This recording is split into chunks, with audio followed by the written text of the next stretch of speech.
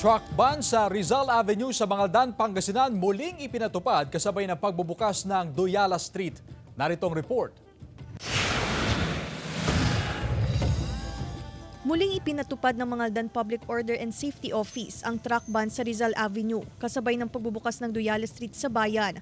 Mula alas 7 ng umaga hanggang alas 7 ng gabi, ipinagbabawal ng poso na dumaan ang truck sa bahagi ng Rizal Avenue. Gawa ko ng talagang matraffic po dito sa Rizal Avenue sa bayan nating Mangaldan para naman mabawasan po yung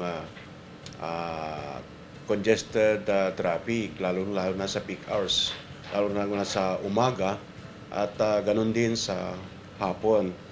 Malaking tulong ang umiiral na truck ban upang maibsan ang mabigat na daloy ng trapiko. Malaking epekto sa traffic dahil mga sasakyan, mga maliliit, natatraffic, mga estudyante. Yung mga uuwi rin, mahirapan. Kaya dapat lang na yung truck ban doon, saka dito ay para doon sila dumaan, hindi dito ma-traffic o iwas abala, madam. Tiniyak ng poso ang kanilang mahigpit na monitoring sa pagpapatupad ng truck ban.